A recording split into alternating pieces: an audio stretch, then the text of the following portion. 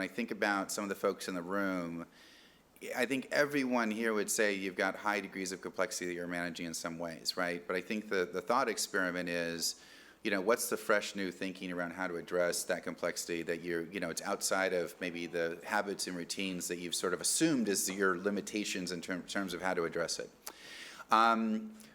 Quick show of hands, do you guys need another 5 to 10 minute break? I feel like we're hitting that like almost at the tail end, but it's kind of hot in here. Or are you guys good? You're in the zone. You want more now? What do we break? No break. Break?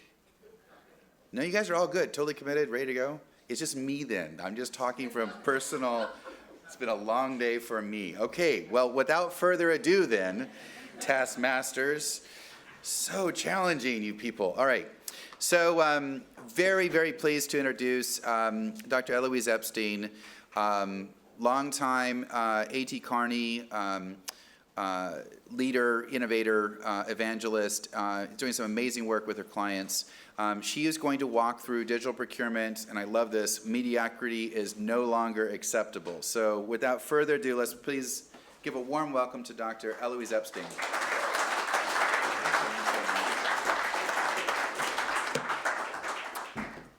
Okay, this is the hardest time to present, and we are right before drinks. So instead of me standing between you and drinks, I'm going to force you to drinks. So by the time I'm done, if I have done my job properly. Clicker. Okay, thank you. Okay, so I have been with A.T. Kearney for 19 years. I'm obviously with A.T. Kearney.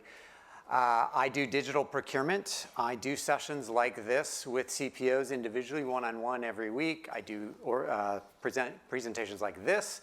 I'm part of ISM's Thought Leadership Council. I'm part of the Procurement Foundry. I'm very connected in the industry, both broadly. I do direct, indirect, I do supply chain, I do procurement. It's what I've done for almost 20 years. So I can go 50,000 feet, and I can go all the way down to, and I have, discussing individual fields in a database. So I'm not afraid to do any of that. I live in Oakland, so you can probably guess my politics. And when we talk about this, you undoubtedly, I will probably offend some of you, so I will apologize in advance. And I can see Richard's face going, uh-oh, this will be interesting. Just an obligatory slide about A.T. Kearney. We invented strategic sourcing. That's not an arrogant, although we are relatively arrogant. But that's just simply, we have the patent on it. We understand sourcing. It's our DNA. We're an operations firm. We've created the purchasing chessboard, which I'll talk about, disruptive procurement. We know procurement inside and out. And on that note, I, with a partner out of London named Stephen Easton, we co-wrote the Future of Procurement series. And this is a series of white papers in which we've partnered with clients, because there is nothing worse than consultants sitting around in a room trying to figure out the future, except for perhaps a room full of politicians, but that's a different story. And we're working with leading clients, and each time we work with a leading client on one of these areas, we write a white paper, and we have one on consumerization of procurement, one on digital procurement, which I'll talk about extensively today, one on future of directs, future of talent. We have, and what I will say about these is they're very provocative. You'll probably find within about the next 5 minutes, I'm very provocative.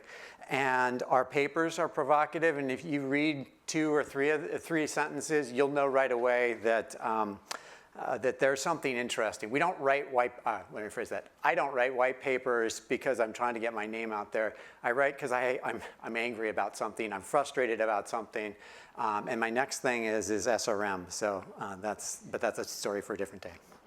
My PhD is in military history, so that means I have all kinds of great anecdotes about the past as applicable to the future. So I'm going to talk briefly about, I'm going to take you back to the Civil War.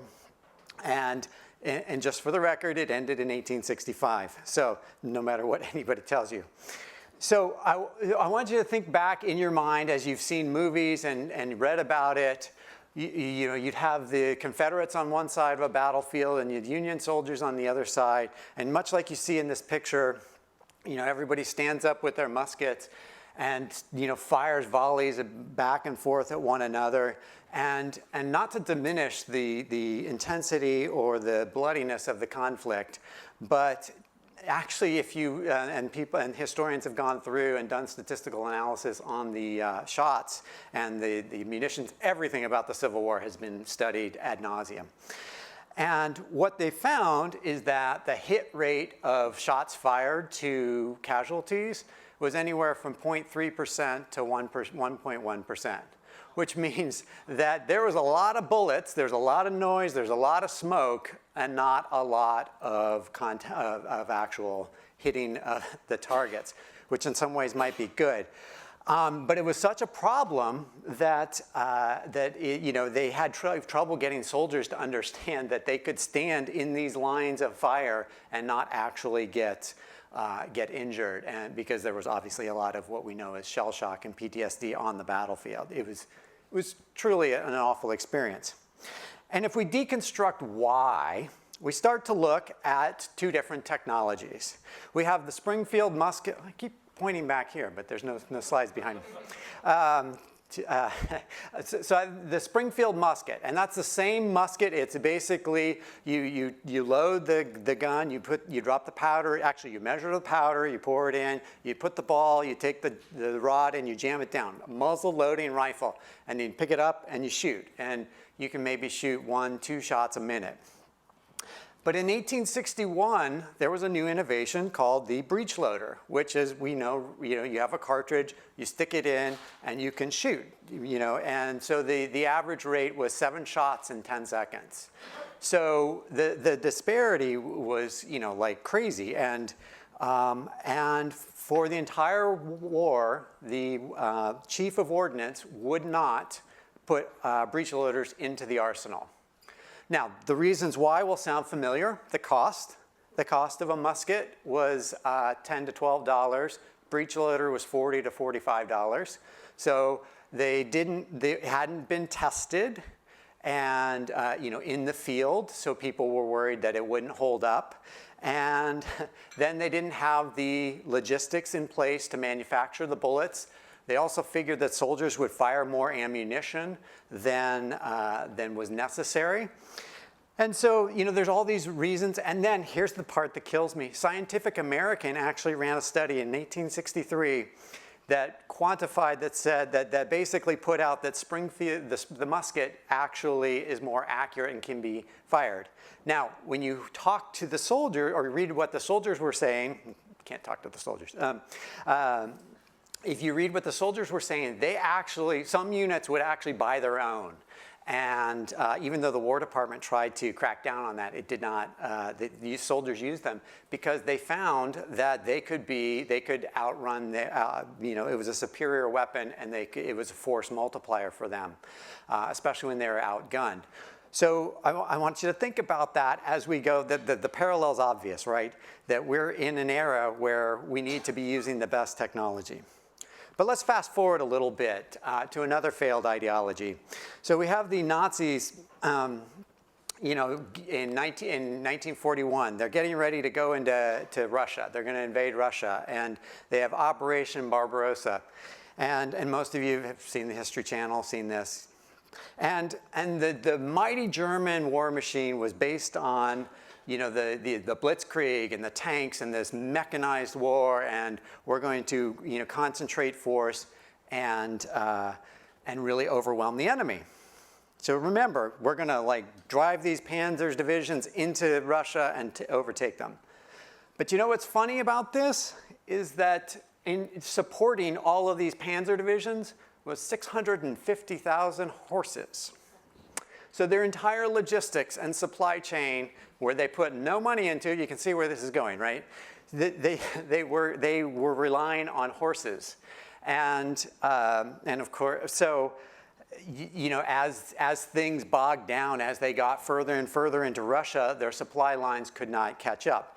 Now, if this sounds familiar, this kind of is like every enterprise today, where the commercial side gets all the funding, all the pretty toys. It's the Panzer divisions of today. And yet, the logistics side, which is equally as important, is frequently going by horse-drawn carriage. And I mention all of that because we are literally in a war today, right? We are in a trade war, and it's come up, I've heard it, a bunch of times.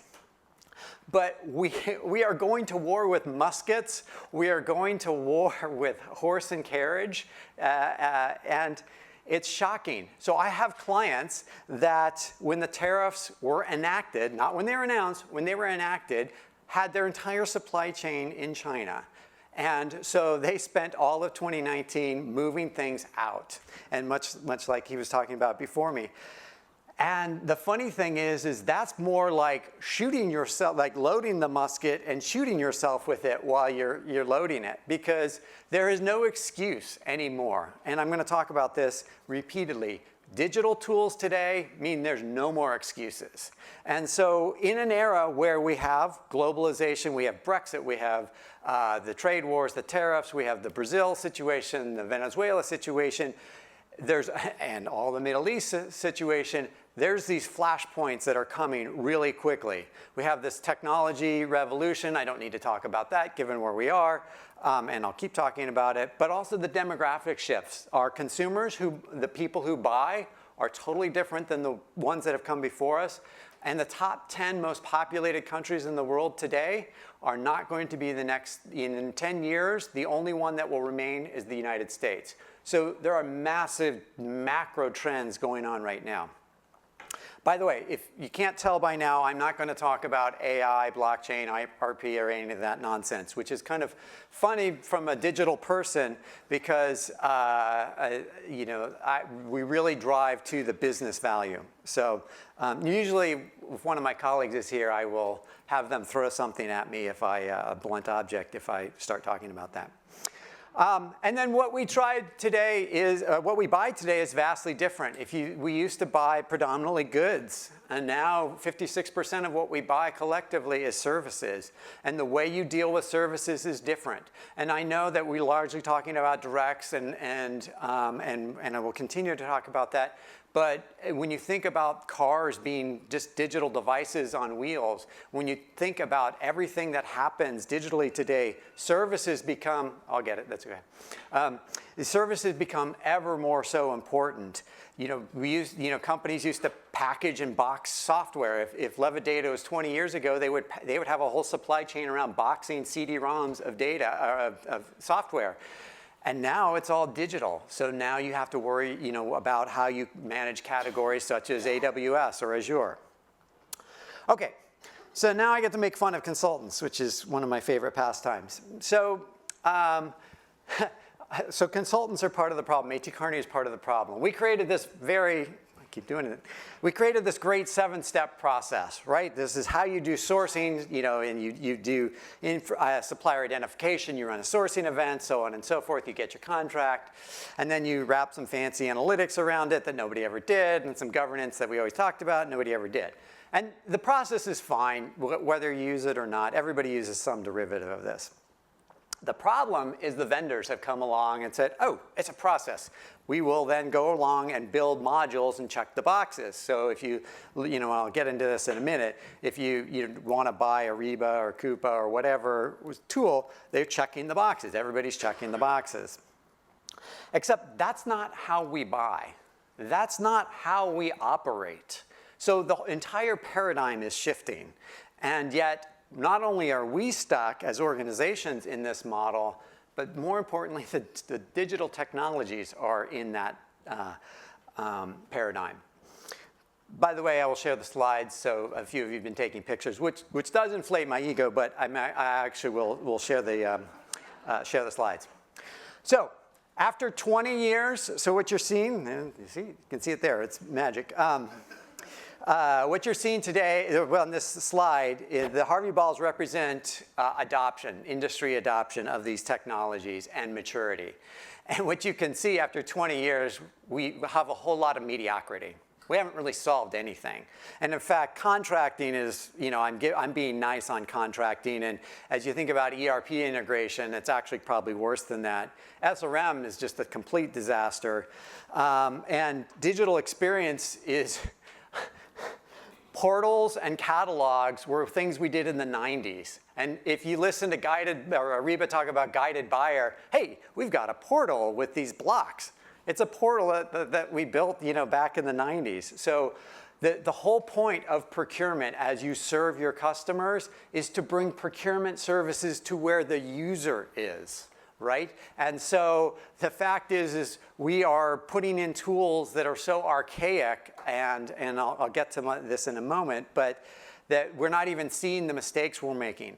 But even if philosophically we agree on this, you're also leaving opportunity on the table. I can walk into any client and pretty much guarantee that they have 14 to 20% contract leakage.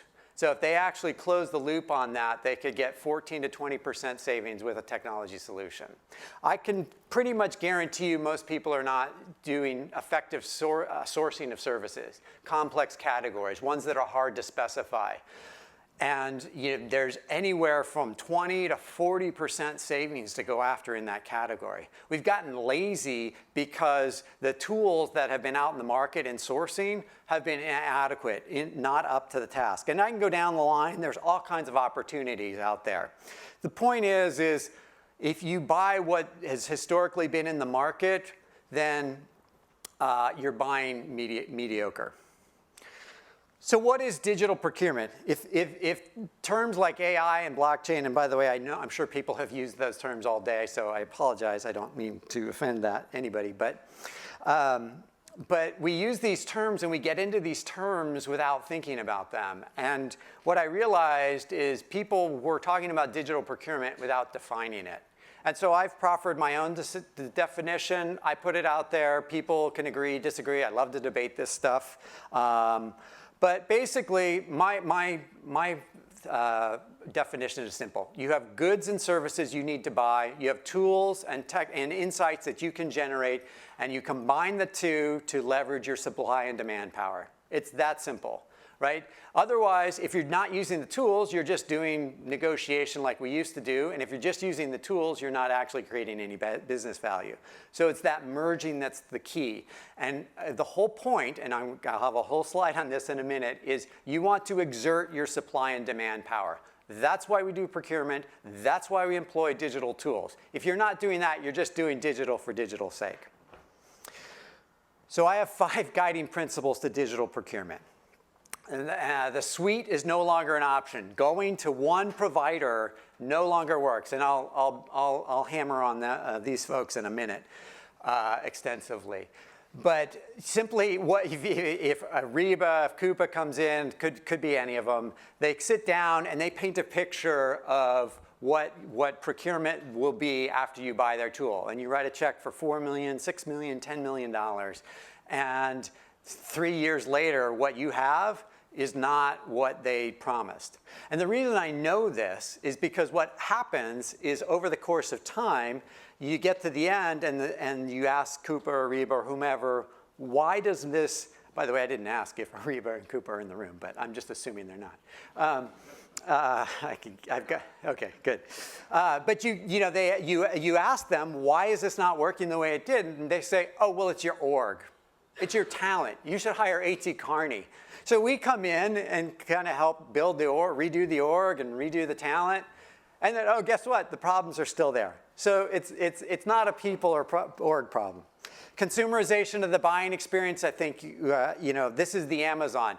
How many times do we hear, I can buy anything I want in 60 seconds or less. I can buy a new iPhone cover, and Amazon will use its invisible hand to get me to buy things that I didn't know I wanted. And we can use that same technology to guide users to buy what we want them to buy from where we want them to buy.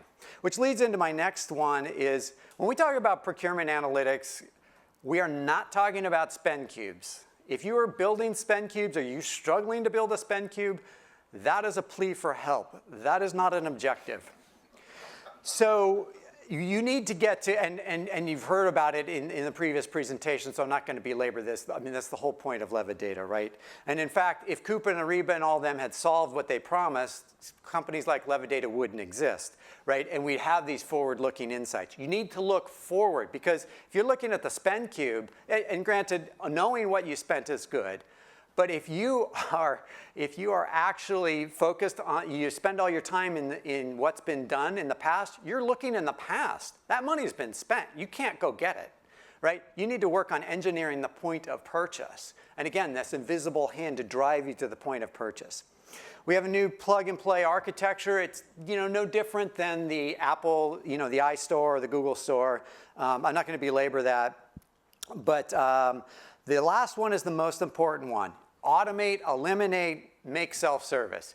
And you need to get procurement out of the transactional process. I have one client that wants to go 100% non-transactional procurement. And this is achievable. Maybe it's not 100% achievable, but he's pushing.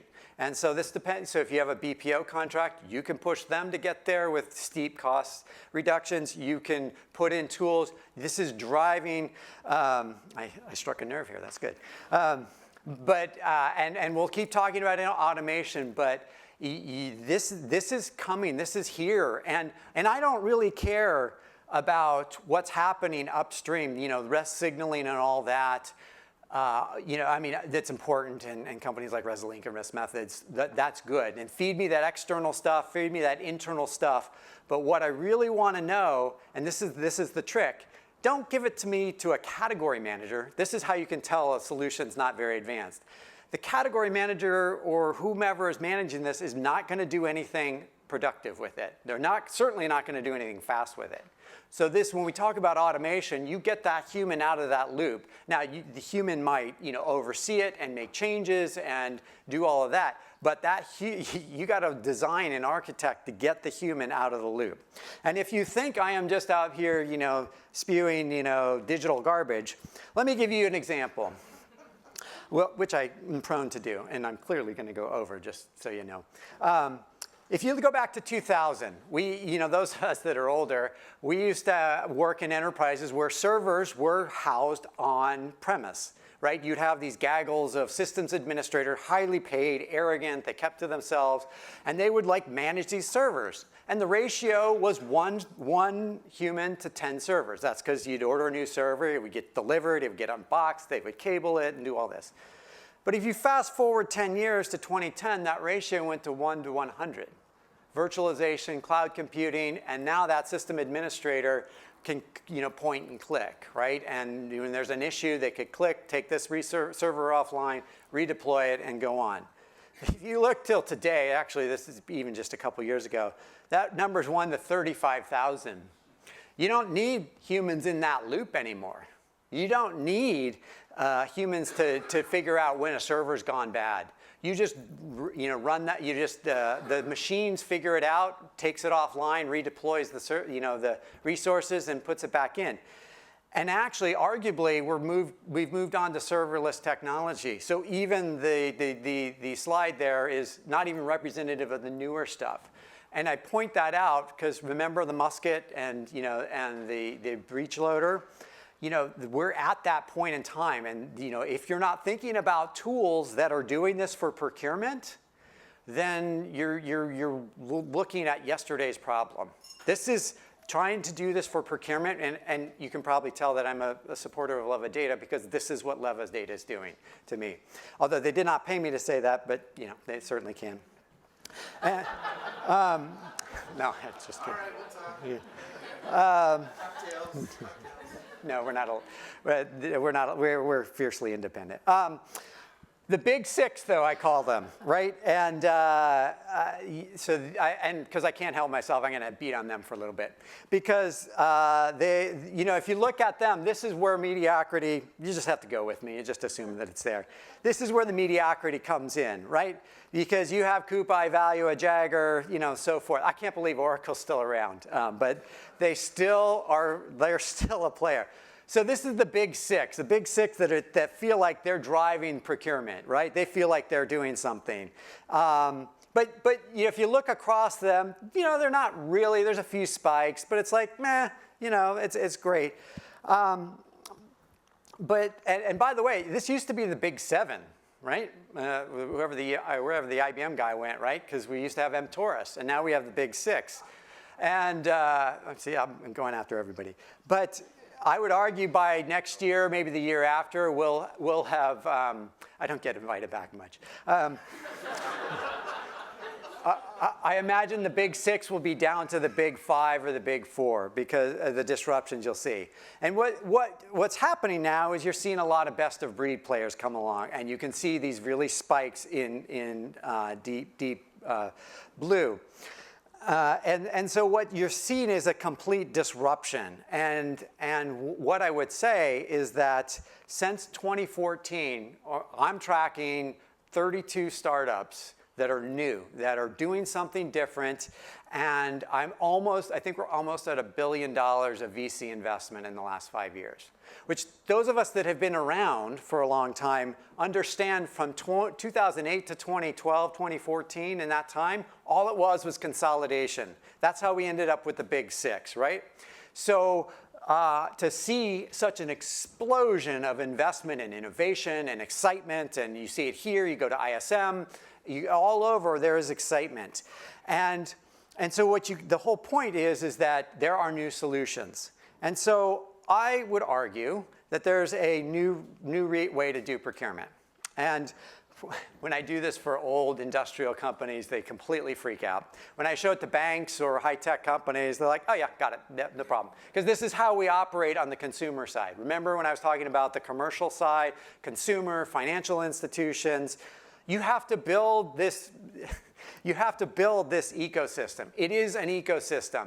And by the way, if you're looking at this and saying, well, that's a lot of direct stuff, it's not really.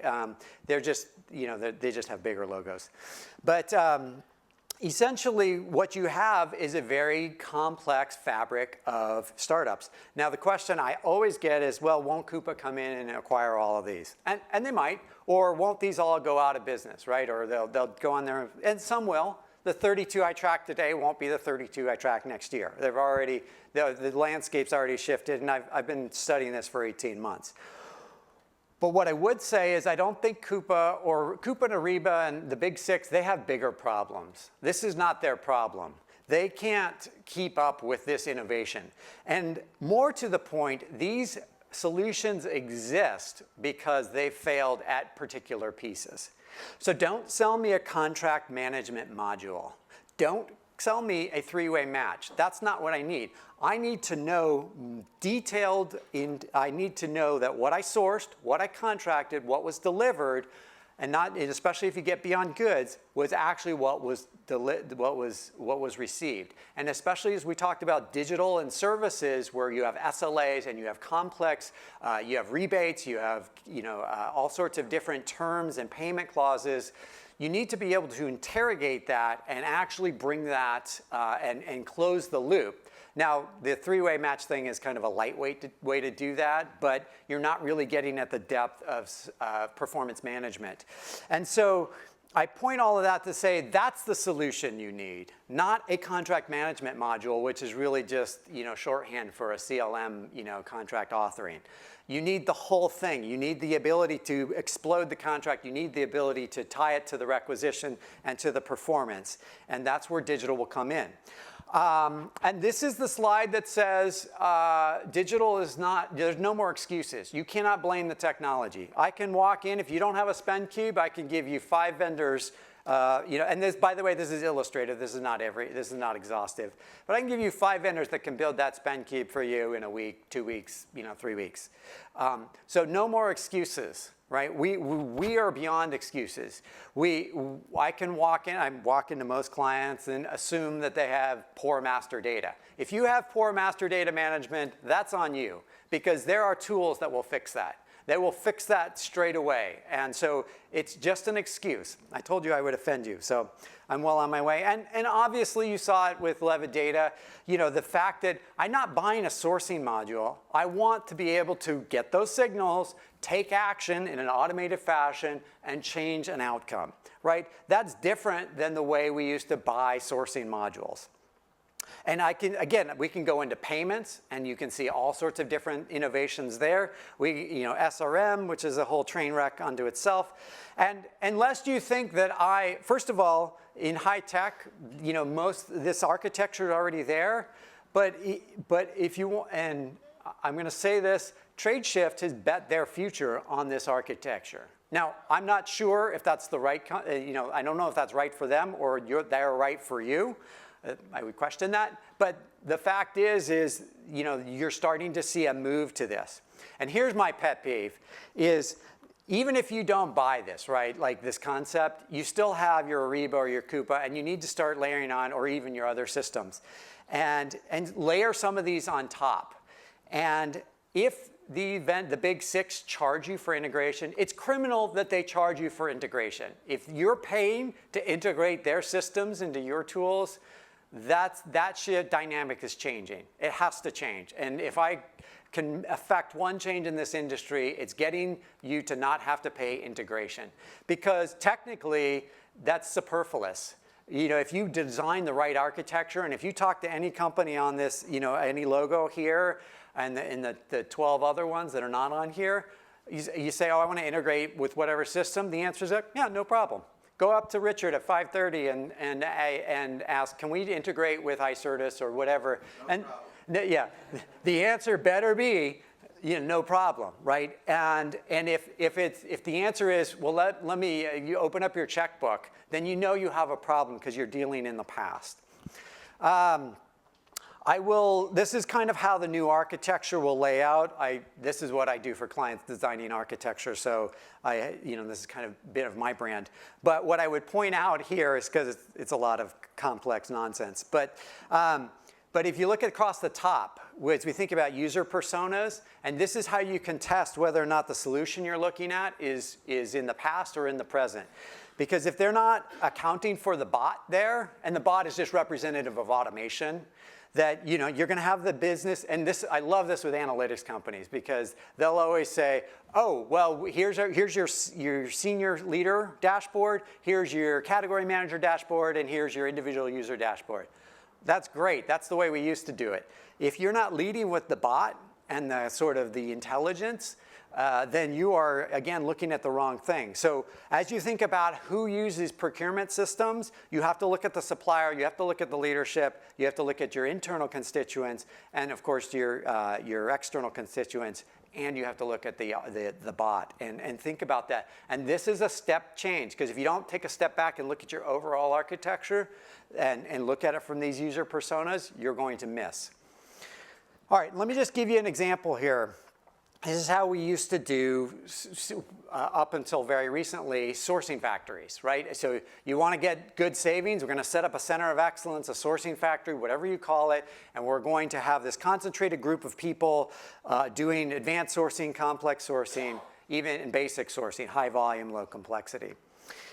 But if you take a step back and wonder, wait, why are we having all these people do the sourcing? And you can now start to see, and actually when I built this slide, it wasn't, only one of the bars was full automation. And actually now, you can fully automate advanced sourcing, you can fully automate basic sourcing. That's kind of, I told the Scout people at their user conference last year that they needed to automate. I don't think they appreciated that.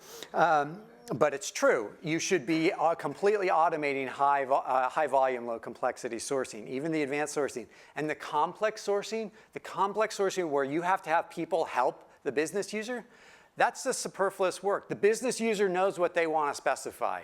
Use a tool to help guide them and to get there. And again, that idea of the invisible hand. And a tool like Globality will show you that, shows you that you can do complex sourcing.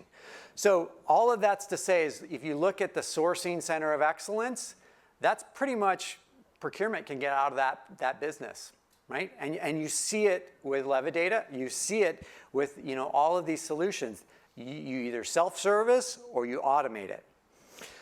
Okay, so and then this is just how do you start thinking about your roadmap and how do you get going on your journey? Because it's great if you agree with me philosophically, but this is how you get started. Today, you have opportunities. Fix them. Get your savings. Move on. Get your journey going. The middle is in 2 to 5 years, you need to make sure you have your data lake. And some of these things like that, the data lake, you need to start working on now.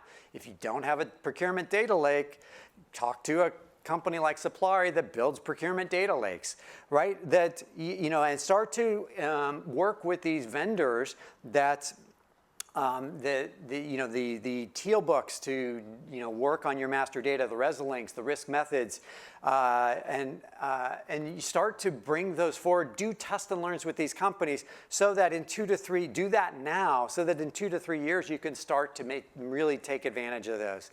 And in 5+ years is when you'll start to get to the plug and play concept. Now, at this point, people are like, okay, I'm sold, whatever, we're good, but I don't have the people. And you're right. Today, in procurement, we largely don't have the people. We don't have the people we want. So where we see a 10-to-1 reduction in workforce, because if you have 1,000 people today, you're going to have 100 people tomorrow. And the 100 people you have tomorrow are going to be totally different. Now, our numbers might not play out that way, but we have a very bold vision, because as you think about all the time and effort that's wasted on category management, just chasing spreadsheets and doing all of this nonsense work, the reality is all that can be automated. It cannot be automated today. So then that starts to free up headcount, it frees up resources, so you can start to work and do the things that we've long talked about that procurement should be doing. So we break it up into these pillars. And what I think is awesome is that, and I'm going to build, or I'm not sure if I'm going to build or conflict with, but when we talk about talent, I find that it's not so much a problem to hire the people, or at least now it's not so much a problem to hire them. It's a problem to figure out what you want them to do. And so we have these bridges, we have these solid systems, we have these great data scientists, and the two shall never meet, right? You have these two great foundations, technology foundation, data science foundation. So the reality is, I don't think we're ever going to bridge that chasm. To me, the future, the strong play is to put in systems where it bypasses the need for those data scientists, and actually just you plumb your data in, the system does something intelligent, and it basically automates your operations. And if you're not doing that, you're basically recreating this paradigm of hiring really smart talent and building really great systems that are not merged. And so architecturally, you need to think about this cohesive, vision. All right, just one slide and one story. The story will be fun.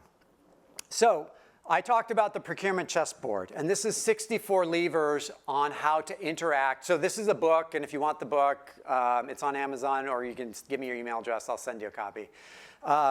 But basically, it's 64 levers to increase your supply and demand power. If you look at the X and the Y axis, these are your supply and demand power.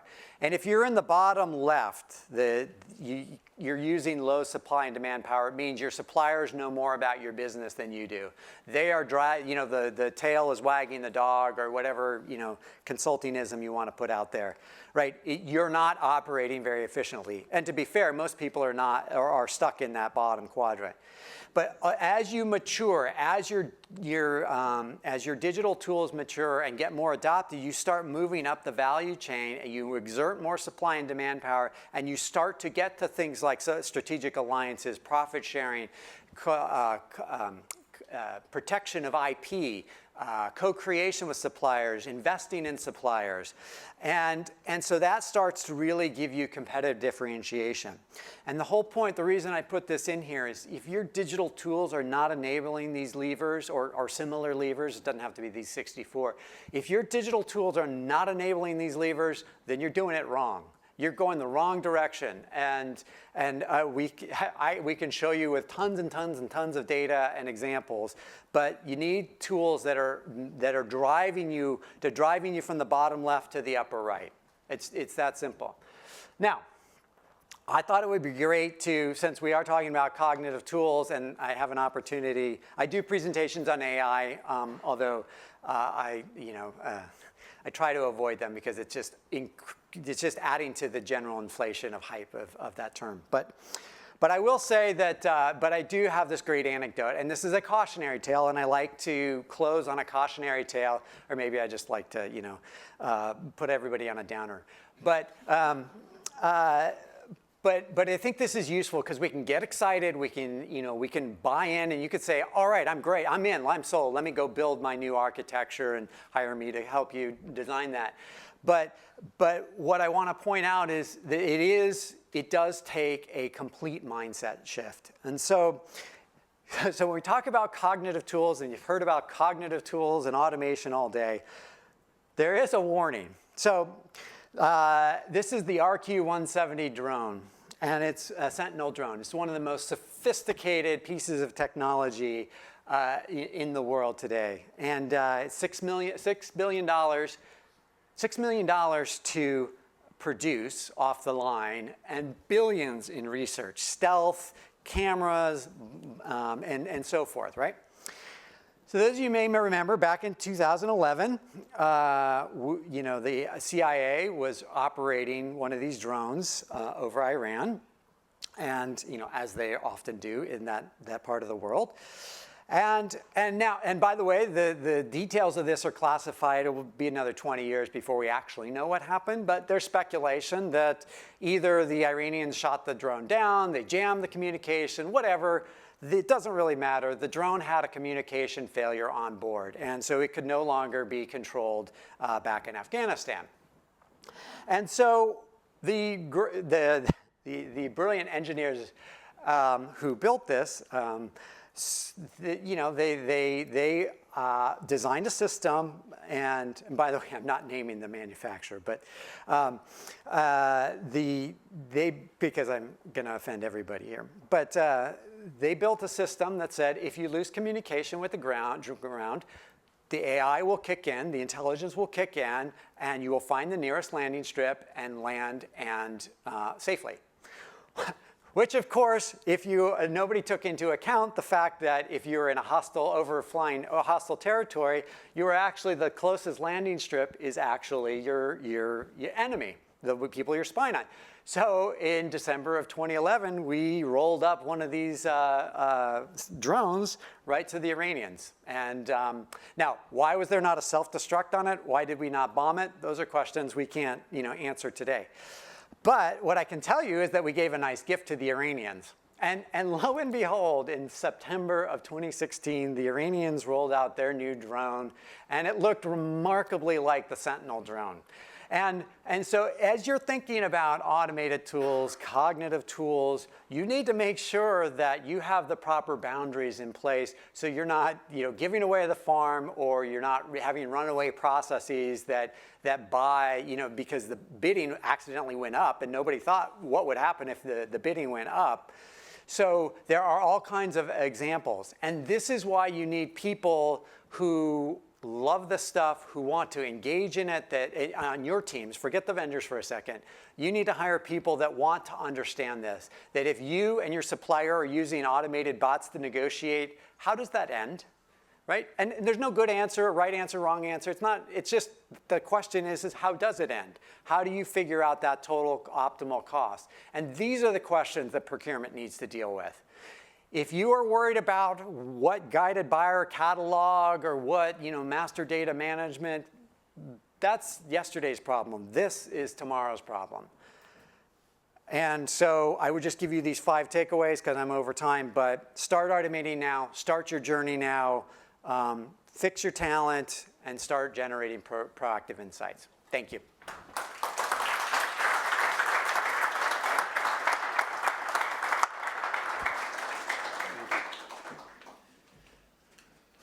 I think, Eloise, you tried to offend everyone here, but I don't feel too offended. I learned a lot in this presentation, so I take it all really well.